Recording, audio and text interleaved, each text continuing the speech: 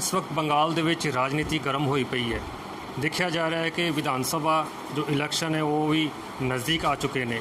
ਇਸ ਵਿੱਚ ਇਸ ਘੜੀ ਦੇ ਵਿੱਚ ਕਿਸਾਨ ਅੰਦੋਲਨ ਵੀ ਬੜੀ ਜ਼ਬਰਦਸਤ ਸਪੀਡ ਦੇ ਨਾਲ ਬੰਗਾਲ ਦੇ ਵਿੱਚ ਵੱਧ ਰਿਹਾ ਨੇ। ਲਗਾਤਾਰ ਕਿਸਾਨ ਆਗੂ ਨੇਤਾ ਇਸ ਬੰਗਾਲ ਦੇ ਦੌਰੇ 'ਤੇ ਆ ਰਹੇ ਨੇ।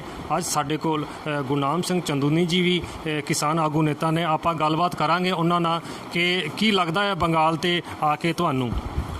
देखिए, बंगाल में जो है वो जो लोगों की भावना हम देख रहे हैं तो वो बिल्कुल बीजेपी के खिलाफ बदलती जा रही है। और मेरे को लगता है कि बीजेपी का जो यहाँ पे वोट परसेंटेज भी उनकी कम होगी और जीतने का तो उनका कोई सवाल ही नहीं है।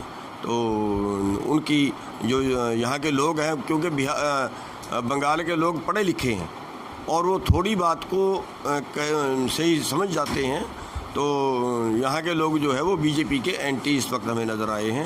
क्योंकि 3 दिन हम पीछे भी लगा के गए हैं और आज भी यहाँ पे आए हुए हैं, तो जो लोगों की भावना है वो बदल रही है। क्या क्या इशू लेकर आप बंगाल के कृषक जो जनता है उनको क्या क्या समझा रहे हैं, आप बताएंगे? देखिए, हम उनको ये समझा रहे हैं कि जो बीजेपी है वो एक तरह से देश विरोधी काम कर रही है। और आज शहीदों का दिन है। शहीद भगत सिंह, राजगुरु, सुखदेव आज के दिन फांसी पे चढ़े थे इस देश को बचाने के लिए, इस देश के निर्माण के लिए। लेकिन वो तो अपना काम कर गए। उसके बाद आज ये देश इसके टुकड़े करके इसकी सड़कें, जो आप किसी सड़क में निकल जाए उसी पे टैक्स है, सारी सड़कें कंपनियों के हवाले कर दी।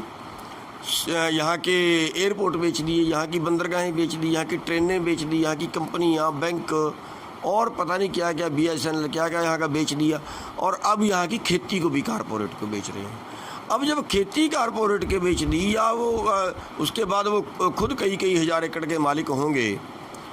अब समझाना ये चाहते हैं कि आज एक आदमी की आमदन 90 करोड़ है 1 घंटे की, यानी 1 दिन की आमदन में एक गांव मोल खरीद सकता है। तो ये तो कुछ सालों बाद अगर यही स्पीड रही, अगर इसको ना रोका गया, तो कुछ दिनों बाद ये तो ये आएगा कि ये अंबानी स्टेट है, ये अडानी स्टेट है, ये बाबा रामदेव स्टेट है। ये पोजीशन हो जाएगी। जब ये पोजीशन हो जाएगी तो वो हिंदुस्तान कहाँ गया जो भगत सिंह ने आज़ाद कराया था। उनका तो सपना था, उन्होंने तो बहुत कुछ लिखा है। उनका तो सपना था कि सबको समान अधिकार हों, सब समृद्ध हों। जब गरीब और गरीब होता जा रहा है तो फिर वो आज़ादी के मायने वो बचे नहीं हैं। तो हम जो है बंगाल के लोगों को ये समझाना चाहते हैं कि बंगाल का और पंजाब का बड़ा योगदान देश की आज़ादी की लड़ाई में रहा है। तो बंगाल के लोगों के हाथ में आज डोर है। आप बीजेपी को किसी तरह से सत्ता से बाहर करिए। अगर आप बीजेपी को सत्ता से बाहर करेंगे, धर्म का काम, ये पुण्य का काम भी होगा और ये देश को बचाने का काम भी होगा। और उस उम्मीदवार को वोट डालें जो उम्मीदवार जीतने वाला हो, जो बीजेपी के उम्मीदवार को हरा सकता हो, वो किसी भी पार्टी का हो। और दूसरा, हम यहाँ के लोगों से अपील ये करेंगे, जो राजनीतिक पार्टियाँ, उनसे भी ये अपील करेंगे कि जिस पार्टी को पता है कि इस सीट पे मेरा कैंडिडेट तो हारेगा ही, उसको जीतने वाले कैंडिडेट का समर्थन कर देना चाहिए। और तीसरा, जो लोग पार्टी छोड़ के दूसरी बीजेपी में गए हैं, अपनी पहली पार्टी छोड़ के बीजेपी में गए हैं केवल टिकट के लालच में, वो लोग तो परखे गए।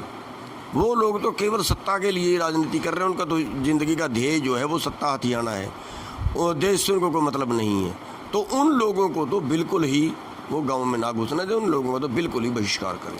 बीजेपी आरोप लगा रही है, किसान नेता आप लोगों पर, कि इलेक्शन के टाइम में बंगाल में इस तरह का प्रचार वो तृणमूल सरकार और विरोधियों से मिलकर इस तरह का कर रही है। इस पर क्या बोलेंगे? देखिए, वो तो जो आरोप लगाते हैं लगाते रहें, उनसे तो हमारे कुछ हम कर नहीं सकते। अगर उनको ये लगता है कि हम ऐसा कर रहे हैं तो उनको हमारी बात मान लेनी चाहिए। अगर वो आज हमारी बात मान लें, अगर वो तीनों काले कानून वापस ले लें, MSP की गारंटी का कानून बना दें, अगर आज वो बना दें और उसके बाद हमारी जो मांगे हैं वो सरकार मान ले और फिर हम आएँ, फिर तो हमारी गलती है।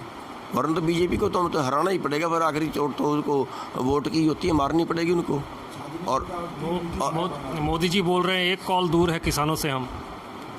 वो कॉल पिछले 2 महीने में तो हुई नहीं, ना उन्होंने नंबर दिया, हम ढूंढ रहे हैं।